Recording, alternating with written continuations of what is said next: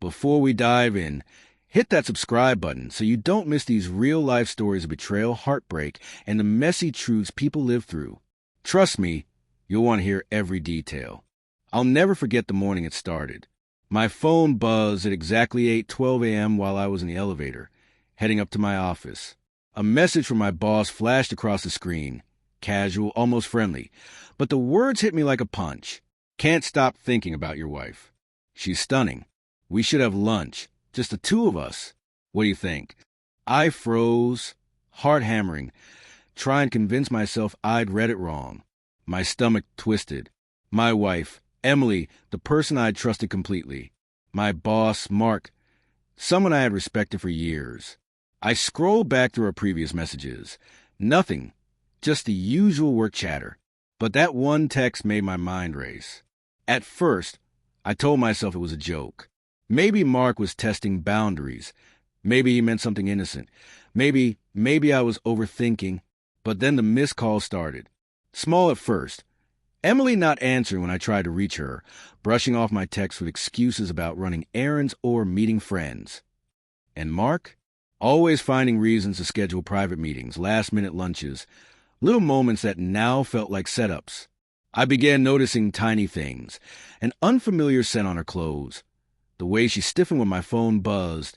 The quiet hesitation before she answered simple questions. I wanted to trust her. I needed to trust her. But a nagging voice whispered that something wasn't right.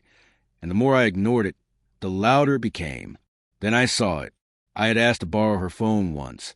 Something trivial, and accidentally saw a notification pop up from Mark's number. A text she deleted in a hurry. Can't wait to see you tonight. You're irresistible. My chest tightened, so suddenly I thought I might collapse. I scrolled to the rest, each message a fresh wound. Secret lunches, late-night calls, coded words I hadn't understood until now. I replayed every memory. The dinner she cooked last week, the sweet "I love you" she whispered before bed. Everything felt like a performance. Every laugh, every touch, every glance, now carrying a hollow weight. I questioned myself first. Was I imagining things? Overreacting? Maybe my paranoia was the problem. But deep down I knew I had always trusted Emily with my whole heart, and that trust had been poisoned. The breaking point came at work, ironically enough. Mark called me into his office, smiling, acting normal, as if nothing had happened. My hands shook, my mind screaming at me to stay calm. He made a casual remark about Emily's taste in clothes, leaned in slightly, eyes lingering just a little too long. That's when it clicked. I couldn't let this continue. Not here. Not now. I stood, my voice steady despite the storm inside me. Mark, enough. You're crossing lines you shouldn't even think about touching. I trusted you, and you betrayed me. His smirk faltered, the arrogance draining from his face. I took a deep breath, my hands clenched into fists. And as for Emily, whatever's going on, it ends. Now. That afternoon, I confronted Emily at home. She didn't deny it. She didn't cry. She just looked at me with a strange mixture of guilt and frustration, as if my reaction was unreasonable. I wanted to scream, to hit something, to make her understand the magnitude of what she'd done. Instead, I let the quiet do it.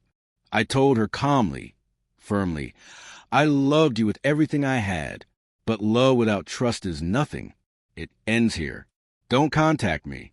Don't try to explain. It's over. Walking away felt like tearing a piece of my soul out, but I also felt a strange clarity. I remembered all the small ways she'd hurt me without realizing it. The lies, the evasions, the stolen moments. And it stung, yes, but it also reminded me that I was reclaiming my own life. The days that followed were a blur of emptiness and reflection. I replayed memories, each one cutting differently now, and I learned that heartbreak isn't always loud. It's quiet, insidious, a slow realization that someone you loved is no longer who you thought they were. But in that quiet, I found strength. Strength to walk away. Strength to trust myself again. And strength to rebuild a life I thought I'd lost. The hardest part isn't the betrayal itself. It's learning to forgive yourself for loving someone who didn't deserve it. And finding the courage to close that door permanently. I still remember Emily's face when I left, the mixture of disbelief and something like regret. But I didn't look back, because I had finally remembered what it meant to value myself. And so I moved forward, broken, yes, but unbowed. Stronger, because I refused to let someone else dictate my worth. Stronger, because I chose me over lies. And stronger, because the next time I open my heart, I'll do it wiser, guarded, but never afraid to love again. If you want more stories like this, hit that subscribe button now and follow the channel, because the truth, raw and unfiltered, always comes out eventually.